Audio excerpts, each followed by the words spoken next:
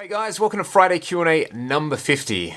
Blown my tiny little mind that we've done 50 of these so far, and it certainly wouldn't be possible without all the great questions I get from you guys. So if you have questions for the next Q&A, be sure to get them in the comments. And a quick little announcement as well, my Axe-Fx library is now live on the Musicon website, so you can follow the link in the video description to the Musicon site and navigate through to sign up for that. The idea with that is that I wanted to have a really focused, dedicated set of tutorials to kind of navigating and mastering the Axe-Fx, because while I love doing videos for the Axe-Fx on YouTube, and I will continue to be doing a lot of videos with them, they're kind of haphazard and everywhere and very, very hard to keep track of, whereas this particular library is concentrated on getting the most out of the unit, and I've kind of poured all my knowledge into these videos, and furthermore, they will be updated every week with exclusive videos that you can't get here on the channel. Like I said, I'll still be doing a bunch of content with the Axe-Fx, but that particular library is just a way for me to kind of get out all the tutorial content that I want to do in the way that I want to do it without the limitation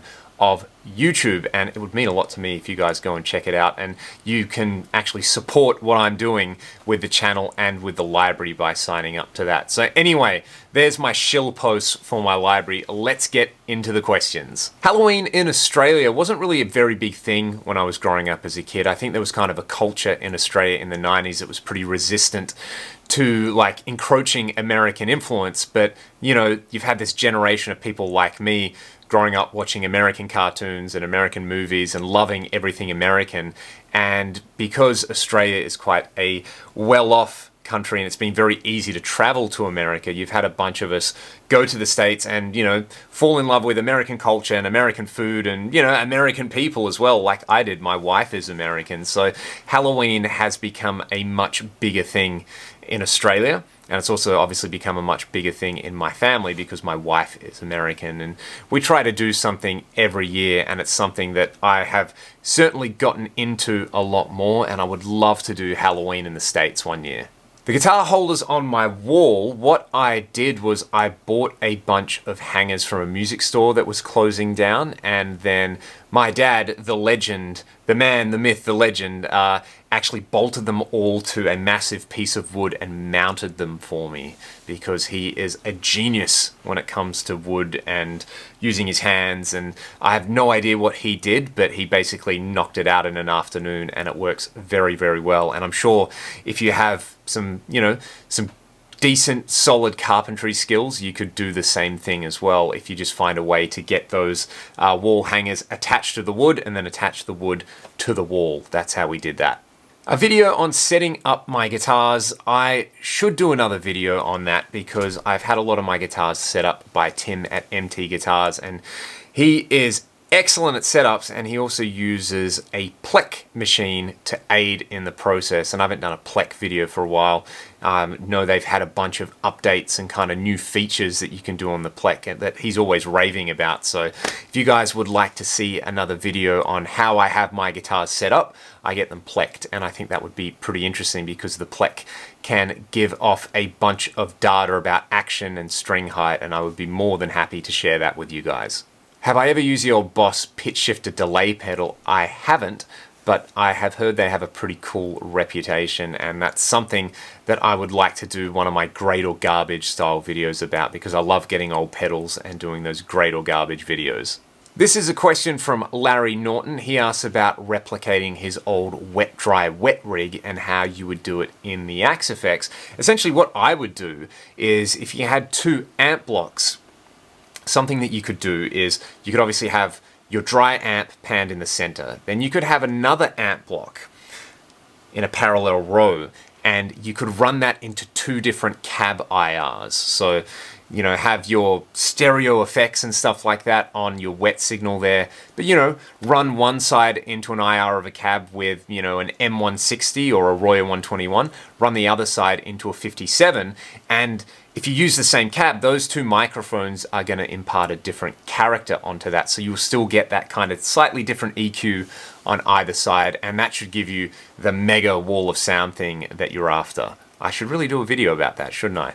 My thoughts on the PRS McCarty 594 as the successor to the 245. I was lucky enough to get a 594 on loan from PRS when I did my clinic over in Boston at Axfest earlier in the year, and I loved it. It felt like a slightly more vintage version of my SC245, and what I mean by vintage version is the frets were a little bit smaller and it just kind of felt like a great old Les Paul, whereas my SC245 kind of definitely has its own thing going on. It feels more of like a kind of slick modern guitar. So if you wanted a more vintage take, I guess, on the 245 thing, the 594 is amazing, and it's got coil taps in it, which my SC245 doesn't, which means you can kind of open up a whole bunch of other tones. And I loved both pickups tapped in the middle position. That was something for clean tones that just kind of blew me away. This is a question from Mark W talking about different rigs at different price points. I actually got halfway through shooting a video about this the other week and then kind of didn't like the way I had done it, basically, and I want to go back through and finish that one. It wasn't that I didn't like the idea, it was just like a bunch of the footage that I shot was kind of really boring, and I want to kind of do that in a snappier, more dynamic way. It was like a 25-minute video, and I think it would be more useful as a 10-minute video because there are so many great options at so many different price points. But, you know, you guys know that at one price point there's probably going to be a Boss Katana, and at another one there's going to be like a DSL, and at another one there's going to be an Axe Effects. So it'll be that style video, and I'll just try to pull like, you know, 2 or 3 really great tones out of each rig. And I want to do something featuring VSTs, and I want to do something featuring a hybrid rig in there as well. So I've kind of already given the game away with what's going to be in the video, but if that's something that would interest you guys, please let me know in the comments and I will try fast track it for you guys. One last question. I hope this answer doesn't turn into too much of a rant, but on the topic of shootouts between modeling products, what do I think, and will I be doing any as well? And to be honest, I understand that those videos are really entertaining and the people who do them put in a lot of time and effort, and no doubt it's a lot of fun. You know, just sitting around playing guitar should be fun. I'm a big fan of that, but I don't know how much more there is to say about this stuff, or like what the net positive contribution is to the guitar community over arguing over like the minutiae of different modeling products, because I've pretty much tried them all and they all work. Like, you can get great tones out of all of them. You know, personally, I love the Axe Effects. It works for what I like to do, and it works for the way my musical brain functions. And that's why I make a lot of videos about it, because I think it's an amazing product and there's this like universe of tones out there for it. But I've also done tutorial videos for just about like every other modeling product: Kemper, Atomic, Helix, Boss GT1000, and you know, they're all super, super cool units. And as guitar players, I think we should be more focused on, if we're making content for YouTube, like make content where it's like, okay, cool, if you've got this thing, here's how to get the most out of it, rather than like, no, this other thing totally crushes the other one. Like, you know, this is music, it's art, it's not sport, it's not like a UFC cage match.